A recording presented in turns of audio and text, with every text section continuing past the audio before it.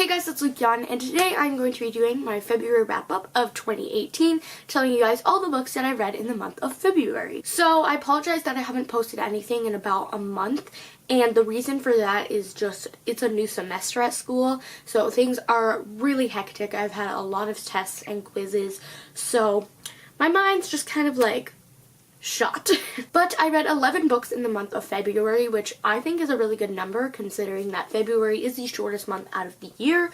So without further ado, let's just get on into the video. The first book that I read was Love and Misadventure by Long Leave. I read her most recent collection of poetry, Sea of Strangers, in January, and I really loved it. So I saw this at Barnes & Noble and I just read the entire thing and I really enjoyed it, but I definitely like Sea of Strangers more, and I gave this book 4 out of 5 stars. It was a very decent collection of poetry, and I do recommend it. Then I read Planting Gardens in Graves by R.H. Sin, and this, I don't know, I was really looking forward to this book, but I was kind of let down, like not really, but I did give this book a 3.5 out of 5 stars. I just rounded it up to a 4. But there weren't a lot of poems that I really stood out to me very much, but I did really enjoy the writing style, and A Beautiful Composition of Broken is definitely my favorite R.H. Sin book that I have read,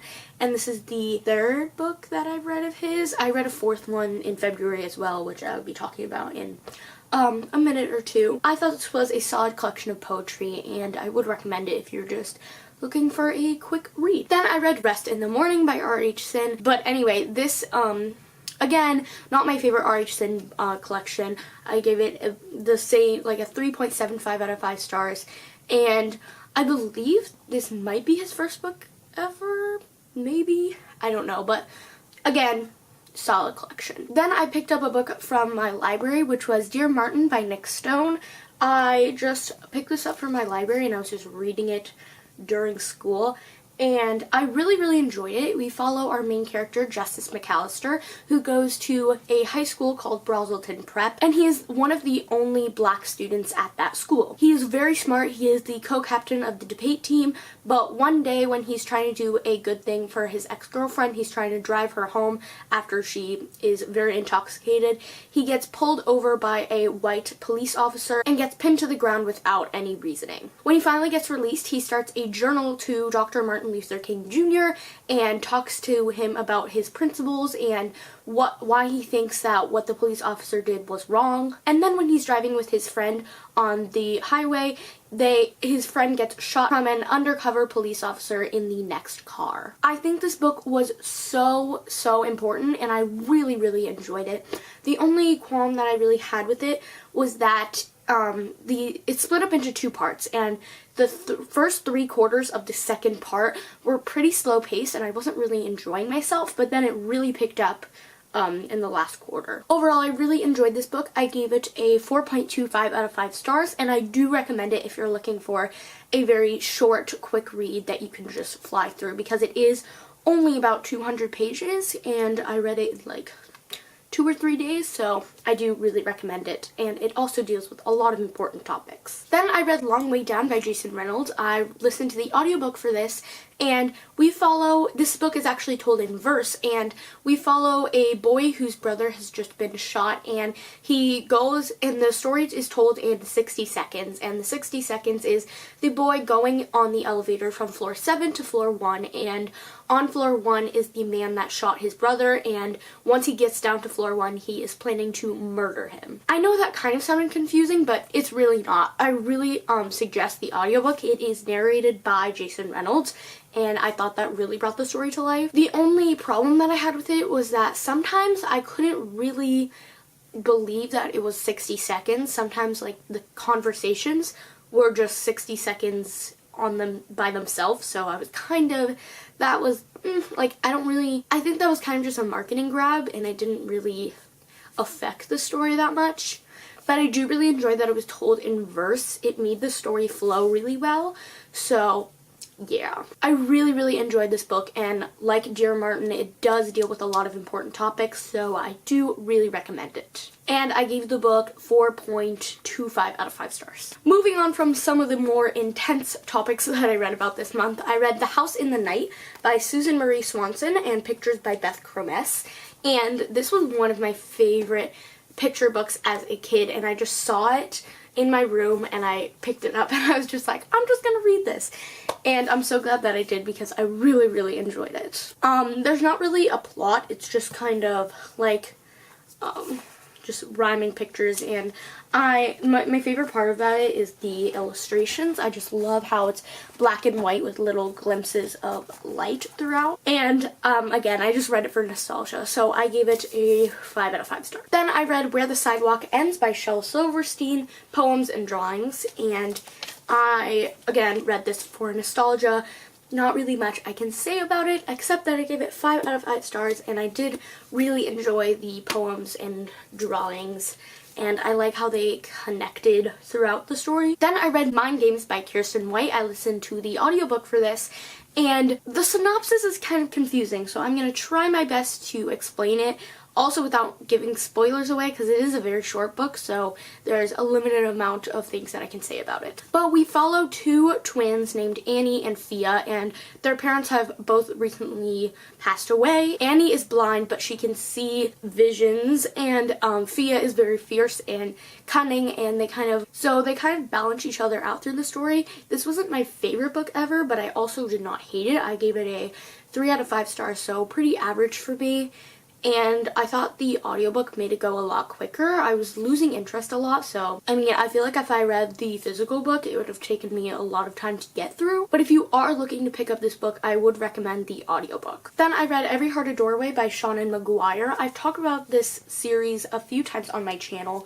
But we follow different children that go to fantastical lands, and they enter through a doorway, and when they come back to Earth, they get sent to Eleanor West's Home for Wayward Children, where they get snapped back to reality, and they kind of get learn that the fantastical world they went to they're never going to be able to go back there, and that it's not really important. This is technically classified as a novella, and it is like 160 pages, and the series follows different children. So each book follows children from Eleanor West's Home for Wayward Children, but it's all different kids. So you're not following the same person each book. I tried to read it 2 times prior, but I just wasn't really loving it. So I kind of just set it down, but I finally got through it, and I thought it was really good, and I really liked the mystery aspect. Overall, I did really enjoy this book, and I gave it a 4.25 out of 5 stars. Then I read Side Effects May Vary by Julie Murphy. I really enjoyed this book, and it's again kind of hard to explain, so I apologize in advance. We follow our 2 main protagonists, Alice and Harvey, and the book is split up into their 2 first-person point of views, and the book is also split up into then and now.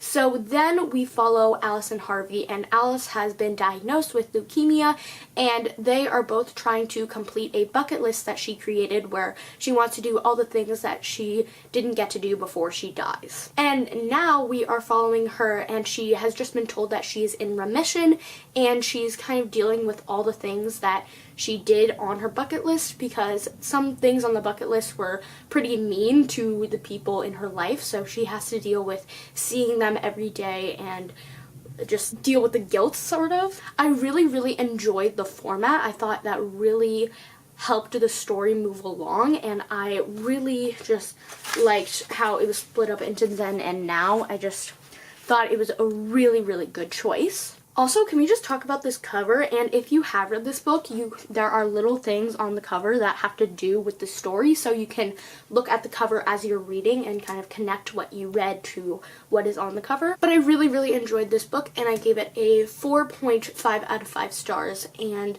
I really want to read more of Julie Murphy's works. I have both of her books that are currently out, and she only has 3 books out, including this one, so yeah, I'm going to read those hopefully sometime soon. Then I read my favorite book of the month, Truly Devious by Maureen Johnson. I absolutely loved this book, and I'm so happy that it's a trilogy, and the second book just got a title reveal. It's called The Vanishing Stair, and if you have read Truly Devious, you know what that title means. But in this book, we follow Stevie Bell, who has been enrolled in Ellingham Academy, which is a place that was created by tycoon Albert Ellingham, and kids just go there and they get to learn about anything that they are interested in. Our main character, Stevie Bell, is really interested in true crime, and she goes there to research one of the murders that happened actually at Ellingham Academy. This book is split up into the past and present, and in the past, Albert Ellingham's wife and daughter were kidnapped, and it's one of the greatest mysteries in the entire world, and Stevie really wants to solve it. And in the present, as I just said, Stevie is trying to solve it, and she gets left clues, and there is a sinister riddle that was left behind during the murders of 1936, and it was signed Truly Devious, and it lists all the ways of murder. And then in the present time, Truly Devious has come back and has murdered one of the kids that is at Ellingham Academy. So Stevie is trying to solve the mystery that happened in 1936 and also trying to solve the murder that is happening now concurrently. So it's kind of very hectic, and you really have to pay attention while reading this. I know my summary was kind of just all over the place, so I do apologize, but I do really recommend this book, and I thought it was so good. And the cliffhanger at the end of this book, I'm still so devastated, and I just cannot wait until the second book, which doesn't come out until January of 2019. So I'm gonna be waiting a while for that book, but I'm still so excited for it, and I'm so happy that we're gonna get more of these characters. And also, I think this is important to mention, the murder is not explained in the end of this book, so I thought I would just say that. I do recommend waiting until all 3 books are out and then just marathoning them so you don't have to wait a year like me. But I gave this book 5 out of 5 stars.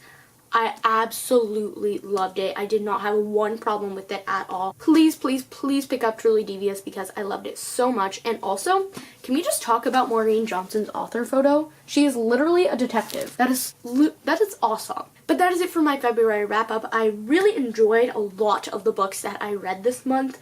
I don't think I had anything lower than a 3.5 stars, which is really good for me comparing to last month, which I had a 0 out of 5 star book. But if you want to follow me on any of my social media, all of my links are in the description box so you can check them out. Please comment, like, and subscribe to my channel, and I will see you in my next video. Bye!